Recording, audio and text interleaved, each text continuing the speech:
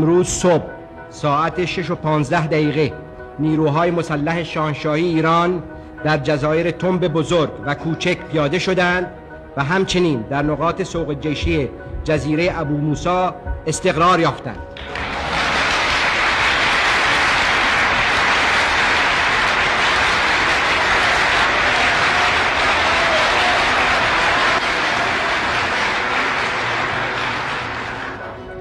و ساعت 6:50 پرچم ایران بر فراز کوه حلوا یعنی مرتفع ترین قله جزیره ابو موسی به اهتزاز درآمد.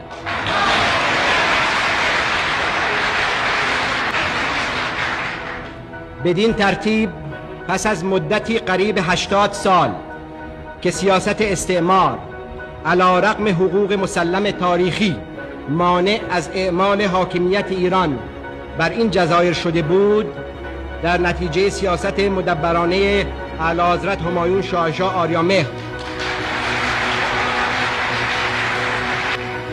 و پس از مذاکرات طولانی و پیگیر با دولت انگلیس دوباره این جزایر تحت سلطه ایران قرار گرفت.